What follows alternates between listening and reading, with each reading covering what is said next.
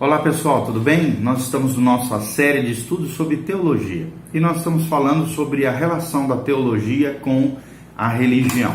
Nós vimos no vídeo anterior, você pode assistir o vídeo número 1, que a religião é a vida do homem nas suas relações sobre-humanas, isto é, a vida do homem em relação ao poder que o criou, ou seja, o poder de Deus, a autoridade suprema acima dele, ao ser invisível, com quem o homem é capaz de ter comunhão. Então nós vimos também que religião é a vida em Deus, a vida com Deus. A verdadeira religião fala de um relacionamento, de intimidade com Deus, vem da palavra original religar. O homem se religando, voltando a ter conexão, uma relação harmoniosa com Deus. Religião é a vida em Deus, porque esse ser invisível, ou seja, Deus, essa autoridade suprema, esse poder com quem um homem se relaciona, são um em Deus, e conhecê-lo, na genuína expressão do termo, é ter vida eterna. Vamos falar um pouquinho mais sobre isso, tá bom? Os atos religiosos são como uma nota promissória que nós temos, que só tem valor quando assinada e rubricada por pessoas idôneas. Ou seja, só tem realmente valor espiritual os atos religiosos se realmente forem feitos com a motivação correta e com uma pessoa idônea. E além disso, podem-se comparar os atos religiosos a uma espécie de papel moeda, cujo valor depende de haver no tesouro daquele governo, daquele estado, o seu equivalente em ouro. Lembrando sempre que ouro, na Bíblia, tem o simbolismo de santidade. É isto que o apóstolo Paulo ensinou nos 3 primeiros versículos do capítulo 13 da sua primeira carta aos Coríntios. Ele diz o seguinte: não havendo amor depositado no coração, nenhum dos nossos atos, até o de entregar o nosso corpo para ser queimado, tem o mínimo de valor espiritual ou valor religioso. Então, partindo desse princípio, segue-se daí, como nós já falamos aqui, que os atos do corpo têm apenas valor relativo e não intrínseco. Todos os seus merecimentos lhes são emprestados a partir do coração humano. Os atos servem para exprimir a condição do nosso espírito, pelo que o seu valor é apenas declarativo e não intrínseco ao homem. Então, o essencial em religião é o estado da nossa alma, ou então o estado do nosso coração, em todas as nossas ações ditas religiosas. Como já dissemos aqui, são os meios pelos quais se revelam as condições do homem interior. Então, é muito importante esse conceito do homem interior, de como está o nosso coração com relação aos atos, ou seja, aquilo que fazemos em nome de Deus, em nome da religião cristã, em nome do cristianismo. Como é que está o nosso coração? O que nos motiva? O que nos leva a isso? É muito importante nós pensarmos nesse sentido, ok? Nunca também será demais acentuarmos aqui essa verdade, devido à sua importância capital para aqueles que desejam cumprir os seus deveres diante de Deus.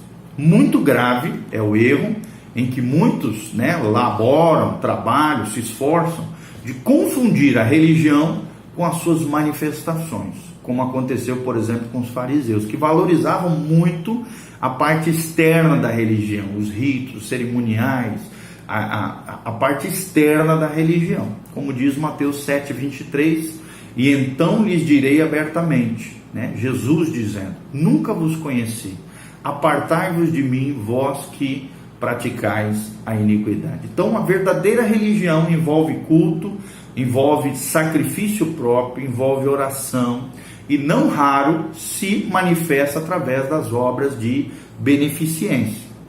Essas coisas, porém, não formam a essência da religião, a essência do religário de Deus, pois são apenas manifestações do espírito religioso.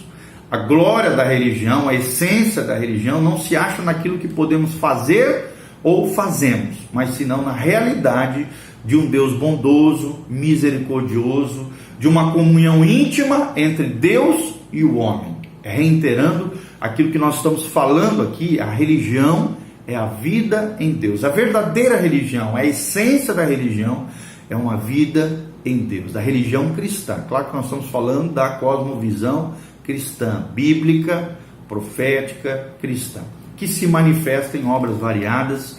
É claro, além da religião ser a vida em Deus, ela se manifesta em várias obras para benefício da humanidade, e lembrando sempre, para a honra e glória do Criador. Não é para exaltar o eu, o ego, o ser humano, mas sim para a honra e glória do Criador. Então a verdadeira religião, a religião verdadeira, ela é verdadeira na proporção em que possui e realiza a ideia da personalidade de Deus, das suas relações então com os homens. Os povos em todos os tempos se compenetraram na importância desse princípio, e daí o grande esforço humano que fizeram, os homens, por descobrirem a verdadeira ideia da personalidade de Deus e das suas relações com todo o mundo. Todas as grandes religiões do mundo, assim as de hoje, como também as do passado, as da antiguidade, não são contos do vigário. Antes, representam um esforço extraordinário do homem para se apossar, para adquirir, para absorver a verdade. Não há nenhuma religião que se empoderasse de um povo fundada simplesmente no engano, no embuste, originada, por exemplo, de um simples impostor. Pode enganar-se todo um povo por algum tempo, uma parte do povo por todo o tempo, mas não se pode enganar todo um povo por todo o tempo, já dizia Abraham Lincoln, ok? Então há sempre algo de verdade em todas as religiões, tem todas elas alguma noção de respeito a Deus e também com relação a Deus e as suas relações com o mundo. Se sabe, se bem que não tenham alcançado a verdadeira ideia, essas religiões diferentes do cristianismo, se bem que não tenham alcançado a verdadeira ideia da personalidade de Deus e das suas relações, é claro, com a criação. Nesse sentido, então, todas as religiões são imperfeitas e têm, de alguma maneira, enganado os seus adeptos, seus seguidores, ministrando-lhes a verdade de mistura com o erro. Então a gente não pode dizer que é tudo um erro. Existem algumas verdades ali que são realmente verdades universais, mas se misturou a verdade com o erro. E é tudo que o diabo é especialista em fazer. Então qual é a verdadeira religião? O cristianismo arroga-se do título, se sobrepõe como a verdadeira religião. Por quê? Porque ele prega a verdade acerca de Deus e cultiva e promove as devidas relações deste para com o homem. Então, o nosso intuito sempre, através desse curso, desse estudo da teologia sistemática, é mostrar que o cristianismo satisfaz as exigências de uma religião verdadeira, visto que não pode haver mais do que uma religião verdadeira, segue-se que a única religião verdadeira é o cristianismo. Os cristãos podem ter a convicção, a certeza de que o cristianismo é a verdadeira religião. A religião na sua essência. A religião, como nós já falamos, vamos repetir, é a vida em Deus. Uma vida que se manifesta em todos os nossos atos, em todas as nossas relações. Ok? Vamos falar um pouquinho sobre a relação entre a teologia e a religião, ampliar um pouquinho mais a nossa conversa acerca disso. Então a teologia estuda aquilo de que a religião é uma realidade. A teologia estuda aquilo de que a religião é uma realidade humana, faz parte da condição humana. A religião, como já vimos, já observamos aqui, é a vida em Deus, a vida em que tomam parte ativa o intelecto do homem, a vontade do homem, poder de decisão, escolhas conscientes, e as emoções, os sentimentos, o que os pensadores chamam de as afeições humanas. A vida religiosa também envolve o homem todo o seu ser, toda a sua complexidade humana, do ser humano, e os fatos apurados das suas experiências com Deus no transcurso de toda a sua vida constituem a sua teologia, ou seja, a ciência de estudar, de discernir, de compreender, de pensar acerca do Theos, de Deus. Teologia. Logia, ciência, estudo, entendimento, compreensão.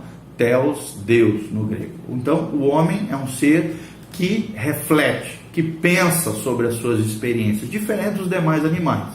A teologia é, portanto, necessária e natural ao ser humano, porque o ser humano pensa acerca das coisas de Deus.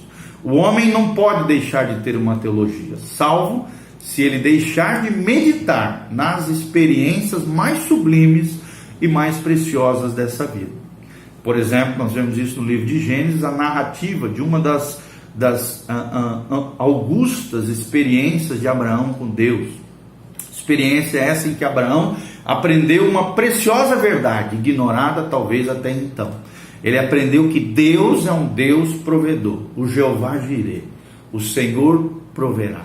Nós vemos isso claramente no verso 14 do capítulo 22 de Gênesis. Ou seja, Abraão experimentou Deus, o Deus provedor, o Jeová Jireh, o Deus proverá. Ora, o que Abraão aprendeu naquela ocasião tornou-se pelo menos uma parte da sua teologia. E nós vemos claramente isso em Gênesis 22, de 12 a 15. Ok? Gênesis de 22 a 15. Vamos falar um pouquinho mais sobre isso. Só um pouquinho. Então, os Salmos, por exemplo, estão repletos de experiências idênticas à de Abraão. E é também dessas reflexões do salmista a respeito delas. Esta é uma das razões do valor do livro dos Salmos. E na experiência que o salmista, o homem, aprende melhor e mais facilmente. A nossa teologia compõe-se, então, em parte das nossas experiências e das nossas reflexões em torno dessas experiências com Deus. Por exemplo, a Bíblia diz, no Salmo 23, o Senhor é meu pastor e nada me faltará. A própria Bíblia diz, nessa continuação, deitar-me faz em verdes pastos, guia-me mansamente às águas tranquilas, refrigera minha alma, guia-me pelas veredas da justiça por amor do seu nome. O salmista diz ainda que eu andasse no vale da sombra da morte, não temeria mal algum, porque tu estás comigo, a tua vara e o teu cajado me consolam. Que belas experiências o salmista relata aqui no Salmo 23. E que bela teologia, ou seja, reflexão acerca dos feitos de Deus dentro da experiência humana. Então é muito importante nós pensarmos um pouquinho sobre isso. Além das nossas experiências, a nossa teologia também consta com as revelações que Deus faz acerca de si mesmo. Deus é muito mais do que podemos experimentar, amados. Se limitasse, portanto, a nossa teologia exclusivamente aquilo que podemos experimentar de Deus, sem dúvida seria ela muito deficiente. Mas baseando-a, porém, nas nossas experiências da revelação divina, na maneira como Deus se revela através das Escrituras e também se revela a nós através das circunstâncias, das experiências, como nós estamos falando, ser-nos-á possível chegar a um conhecimento ainda mais elevado desse assunto. Então a teologia é então um estudo acerca de Deus, baseado na experiência do homem com Deus, mas também na revelação do próprio Deus através das Escrituras aos homens. Então trata-se na teologia não só da pessoa de Deus, mas também das suas relações com o universo. Vê-se então logo que é um estudo vastíssimo, amplo, completo, abrangente e de certa maneira tudo que existe, de tudo aquilo que existe, tudo aquilo que foi criado por Deus, porque todas as coisas se relacionam com Deus. Amém? Então pense um pouquinho sobre isso e logo em seguida no vídeo seguinte nós vamos falar sobre revelação. Como é que Deus se revela ao homem? Como é que ocorre essa revelação de Deus ao ser humano? Continue conosco, que Deus te abençoe, em nome de Jesus. Amém e amém.